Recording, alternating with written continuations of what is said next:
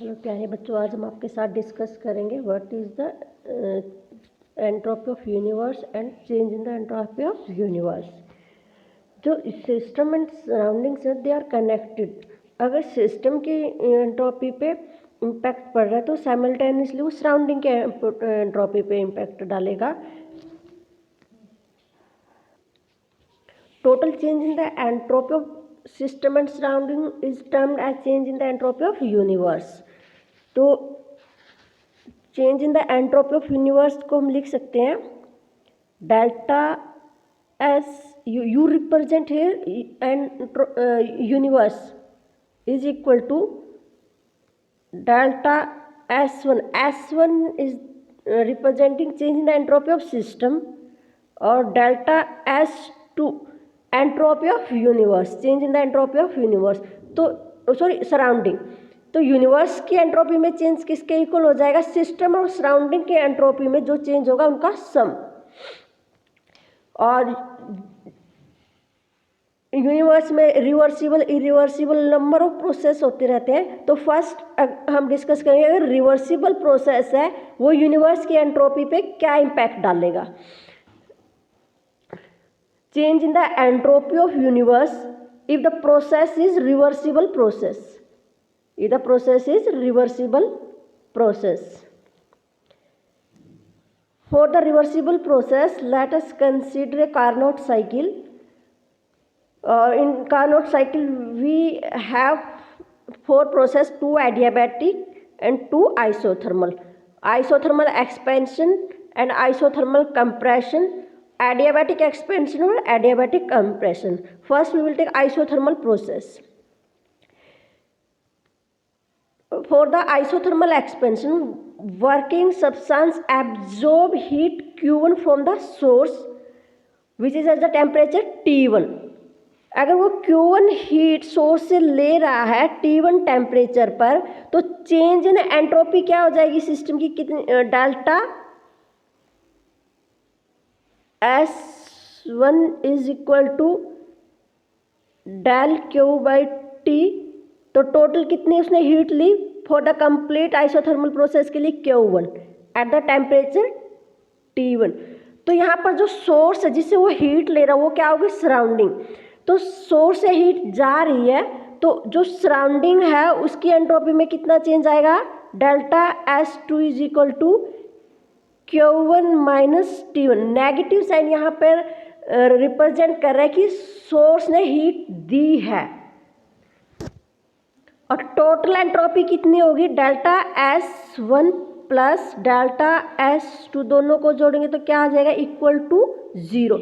तो यहाँ से यूनिवर्स की एंट्रोपी कितनी आ गई? 0। तो change of entropy in universe is 0 for the isothermal process. इसी तरह से जब हम आइसोथर्मल कॉन्ट्रैक्शन प्रोसेस की बात करें, कंप्रेशन प्रोसेस की बात करते हैं, तो वहाँ पर वो Q2 हीट सिस्टम सिंक को देगा। यहाँ पर सिंक क्या हो गया? सराउंडिंग। और सिंक को क्या मिल रही है? Q2 heat. सिंक किस टेम्परेचर पर है? T2। तो जो सिस्टम है उसकी एंट्रोपी में कितना चेंज हो गया?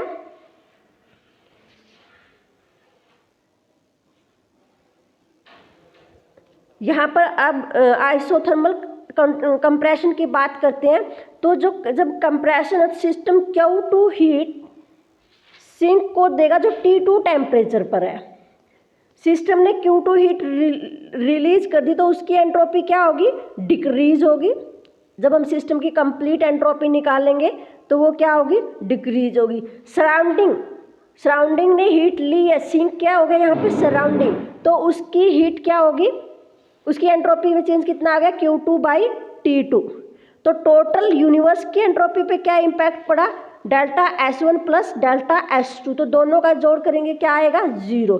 तो जब आइसोथर्मल कंप्रेशन है और आइसोथर्मल एक्सपेंशन है तो जो टोटल एंट्रोपी चेंज है यूनिवर्स का वो क्या है? 0 आ रहा है। अब इसमें 2 एडियाबैटिक प्रोसेस है। पहले हम केस लेके चलते हैं एडियाबैटिक एक्सपेंशन का। ड्यूरिंग रिवर्सिबल एडियाबैटिक प्रोसेस, तो जो एडियाबैटिक प्रोसेस है ना ही तो वो हीट सराउंडिंग को देंगे ना ही लेंगे, तो जो सराउंडिंग की एंट्रोपी उस पर कोई इम्पैक्ट नहीं पड़ेगा, वो क्या रहेगी, जीरो। डेल्टा यहाँ पे delta S2 will be zero. और जो सिस्टम है ना ही तो बाहर से वो हीट ले रहा है ना ही दे रहा है, तो सराउंडिंग जो सिस्टम की एंट्रोपी क्या होगी, delta Q by T is equal to zero. तो टोटल दोनों का जोड़ क्या हो गया, जीरो। तो यूनिवर्स की एंट्रोपी में फॉर ए कार्नोट साइकिल क्या आ गया, जीरो। अगर प्रोसेस साइक्लिक है, रिवर्सिबल है, तो उस केस में जो एडियाबैटिक प्रोसेस है और जो आइसोथर्मल प्रोसेस है उनकी जो वो यूनिवर्स की एंट्रोपी पे क्या इम्पैक्ट डाल रहे हैं, नील इम्पैक्ट डाल रहे हैं। तो ये क्या आ गया, ये जीरो आ गया। तो जितने भी साइक्लिक प्रोसेस हो गए, जो जहाँ से स्टार्ट करते हैं उसी पॉइंट पे जो स्टार्टिंग है वही फाइनल पॉइंट है, तो ऐसे केसेस के लिए जो यूनिवर्स की एंट्रोपी है वो क्या होगी, उसमें एज इट इज रहेगी, वो कांस्टेंट रहेगी, कोई चेंज नहीं आएगा। तो entropy of the universe during reversible cycle is zero, remain constant. और entropy of the universe during irreversible process, for the irreversible process first fact ले ले कि जो प्रोसेस हो रहा है इरिवर्सिबल वो आइसोथर्मल प्रोसेस है, कांस्टेंट टेम्परेचर पर है।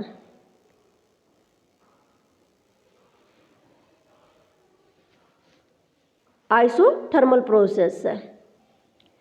As the isothermal process is at the constant pressure temperature, तो कांस्टेंट टेम्परेचर पर है तो उनका जो इंटरनल एनर्जी है वो कांस्टेंट रहेगी। तो जो अगर वो कांस्टेंट है तो जो सिस्टम की एंट्रोपी है वो विल बी वो रिमेन कांस्टेंट, कोई चेंज नहीं आएगा।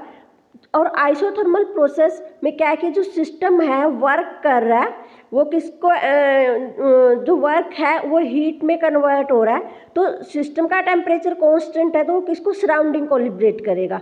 तो सराउंडिंग की एंट्रोपी क्या है, चेंज होगी, और किसके इक्वल होगी, जितना वर्क डन हुआ है। सिस्टम की entropy delta S1 is equal to zero, कोई चेंज नहीं है क्योंकि जो टेम्परेचर है वो कांस्टेंट है। और जो सराउंडिंग की एंट्रोपी है डेल्टा S2 वो किसके इक्वल होगी, वर्क डन बाई टी, कि जितना मैकेनिकल वर्क डन हो रहा है बाय द सिस्टम वो किसको लिबरेट हो रहा है, सराउंडिंग को, क्योंकि सिस्टम का तो टेम्परेचर हमने कांस्टेंट मेंटेन रखना है।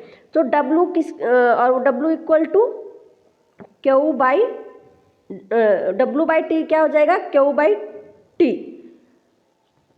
तो यहाँ पे टोटल कितनी हो जाएगी यूनिवर्स की एंट्रोपी, दोनों का सम delta S1 plus delta S2, तो कितनी आ गई, Q बाई टी।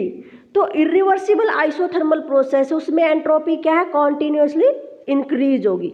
अब जो नेक्स्ट है वो irreversible adiabatic process. Irreversible adiabatic, जो एडियाबैटिक प्रोसेस है उसमें क्या है कि सिस्टम ना ही तो बाहर से हीट लेता है ना ही देता, चाहे प्रोसेस वो आइसोथर्मल हो या जो एडियाबैटिक प्रोसेस है सिस्टम ना ही तो हीट लेता है ना ही देता है, चाहे वो रिवर्सिबल प्रोसेस हो या इरिवर्सिबल प्रोसेस हो। तो यहाँ जो सराउंडिंग की एंट्रोपी पर कोई इम्पैक्ट नहीं पड़ेगा क्योंकि सिस्टम ना तो उससे हीट ले रहा है ना दे रहा है, तो सराउंडिंग की एंट्रोपी क्या होगी, जीरो। और सिस्टम की एंट्रोपी क्या होगी, जब बाहर से कोई हीट सप्लाई नहीं हो रही तो जो सिस्टम की जो इंटरनल एनर्जी है वो उसको वर्क प्रोवाइड कर रही है। तो मैकेनिकल एनर्जी अगर सिस्टम वर्क कर रहा है तो जो वर्क डन है वो किस में कन्वर्ट हो जाएगा, इंटरनल एनर्जी में। अगर गैसेस मॉलिक्यूल्स पर सिस्टम के द्वारा वर्क हो रहा है तो जो work done by the system है वो क्या करेगा, गैसेस मॉलिक्यूल की इंटरनल एनर्जी को इंक्रीज कर देगा। और अगर by the gas molecule work है तो उनकी इंटरनल एनर्जी क्या हो जाएगी, डिक्रीज हो जाएगी। तो यहाँ पर दोनों केसेस में या तो सिस्टम की टोटल अगर ओवरऑल देखें उसकी एंट्रोपी बढ़ेगी या घटेगी। मान लेते हैं कि इंटरनल एंड सिस्टम का टेम्परेचर, एडियाबैटिक जो सिस्टम है उसका टेम्परेचर T1 से T2 हो गया कि उसने mechanical work by the system increase the internal energy of the system. अगर इंटरनल एनर्जी बढ़ रही है तो उसका टेम्परेचर क्या हो गया उनका, T1 से T2।